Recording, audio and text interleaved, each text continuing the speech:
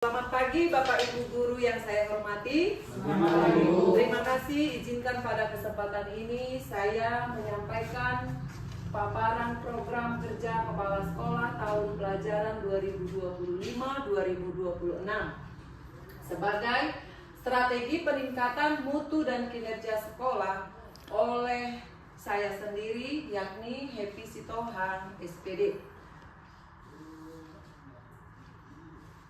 SD Negeri 173-102 Tarutung dengan NPSN 10206261. Maklumat pelayanan sekolah. Di sini ada beberapa maklumat pelayanan sekolah, yakni yang pertama, memberikan pelayanan pendidikan sesuai dengan standar yang telah ditetapkan. Yang kedua, memberikan pelayanan terbaik sesuai dengan tugas pokok dan fungsi atau tupoksi masing-masing. Dan yang ketiga, terbuka menerima saran dan kritik untuk perbaikan pelayanan pendidikan secara intens. Yang keempat, berorientasi pada peserta didik, menjadikan kebutuhan, keselamatan dan pengembangan peserta didik sebagai prioritas utama dalam setiap kebijakan. Dan yang kelima, siap menerima konsekuensi apabila pelayanan yang diberikan tidak sesuai dengan peraturan perundang-undangan yang berlaku. Selanjutnya Bapak Ibu, saya akan menyampaikan pengelolaan pendidikan. Yang pertama yaitu data peserta didik di tahun pelajaran 2025-2026 yaitu 360 orang dengan rombel 12. Selanjutnya data guru dan tenaga kependidikan di mana kualifikasi S1 ada 17 orang atau disebut dengan 100% S1. Dan selanjutnya pengelolaan administrasi, mengatur, mengelola dan memelihara arsip agar tetap teratur, mudah diakses dan aman dilakukan oleh operator sekolah. Dan selanjutnya di mana pengelolaan BOSP atau disebut dengan BOS, perencanaan dan realisasi anggaran operasional dilakukan secara transparan dan akuntabel. Dan selanjutnya, sarana dan prasarana dilaksanakan dengan inventarisasi dan pemeliharaan fasilitas secara rutin, sebagaimana dengan bukti berupa foto yang tampak boleh kita lihat pada layar. Dan selanjutnya pengelolaan kurikulum. Pengelolaan kurikulum dilaksanakan dengan bentuk kerjasama antara guru dan PKS kurikulum yang tujuannya untuk meningkatkan kualitas interaksi mengajar. Dan selanjutnya sistem penilaian, di mana sistem penilaian ada dilakukan dengan 3 cara. Yang pertama yaitu asesmen diagnostik, di mana mengetahui gaya belajar, minat dan pemahaman di awal sebelum pembelajaran. Dan selanjutnya asesmen formatif, yaitu memantau proses belajar dan memberikan feedback bagi guru dan peserta didik yang dilaksanakan dengan cara kuis, tugas harian atau rubrik penilaian kinerja. Dan yang terakhir atau yang ketiga, asesmen sumatif, yakni mengevaluasi capaian belajar peserta didik di akhir lingkup suatu materi atau semester atau yang disebut dengan akhir fase. Dan selanjutnya pelaporan dan akuntabilitas, yakni penyampaian data dan informasi kinerja secara berkala dengan penuh tanggung jawab, di mana sebagai kepala sekolah harus menyampaikan data bentuk laporan kepada pimpinan dari informasi kinerja yang dilakukan secara bertahap dan penuh tanggung jawab yang dilaksanakan di mana tempat kita bertugas, yakni di SD 173-102. Dan selanjutnya implementasi dan digitalisasi sekolah dan pembelajaran, yakni seperti boleh tampak kita lihat bentuk implementasinya yaitu dalam sistem administrasi, kita menggunakan digitalisasi. Dan selanjutnya pembelajaran berbasis digital, di mana dengan pemanfaatan PID dalam proses pembelajaran. Dan selanjutnya komunikasi sekolah dengan orang tua, di mana pihak sekolah membuat grup melalui WA untuk informasi-informasi terupdate kepada orang tua siswa. Dan seperti tampak pada gambar juga, dengan pemanfaatan digitalisasi telah dilakukan dengan proses TKA.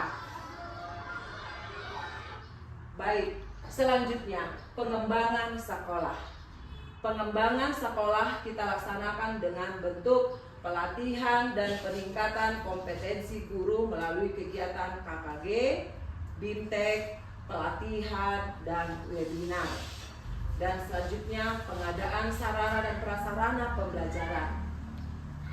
Selanjutnya pengembangan kurikulum berbasis kompetensi dan karakter, peningkatan infrastruktur gedung dan ruang belajar, peningkatan kualitas layanan perpustakaan, meningkatkan prestasi akademis siswa melalui ajang kompetensi atau yang disebut dengan OSN, penguatan program ekstrakurikuler dan pengembangan bakat, pengembangan lingkungan sekolah yang aman, kondusif, dan asri, kolaborasi dengan instansi dan mitra strategis pendidikan.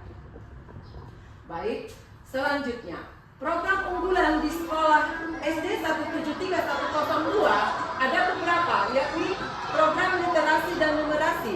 Seperti tampak boleh kita lihat, kita terapkan untuk mengembangkan literasi dan numerasi peserta didik, di mana peningkatan kemampuan membaca, menulis, menghitung peserta didik secara terstruktur dan berkelanjutan.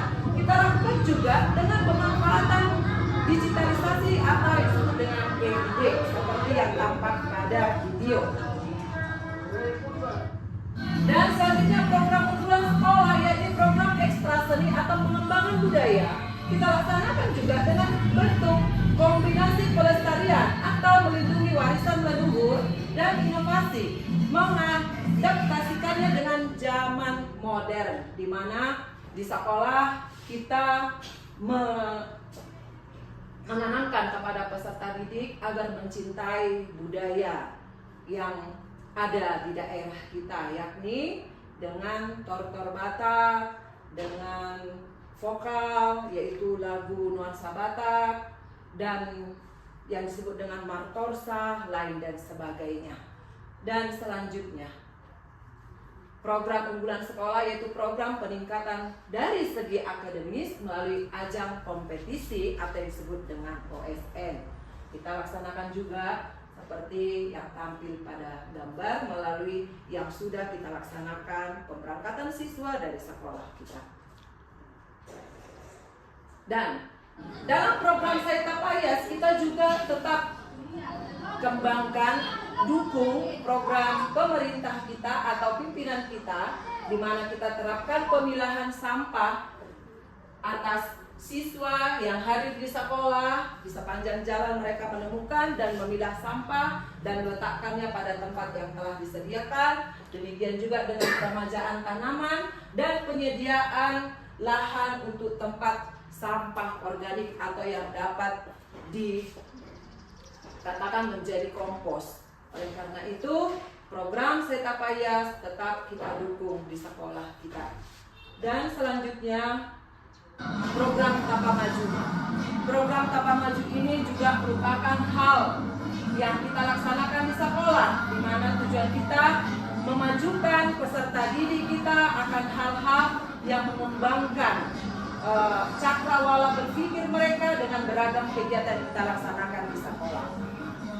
Dan selanjutnya prestasi peserta didik, guru, dan sekolah tampak juga melalui kolaborasi yang baik menjelang Hari Pendidikan Nasional pada tanggal 2 Juni 2026 mengikuti lomba video kreator dengan juara 3 video 7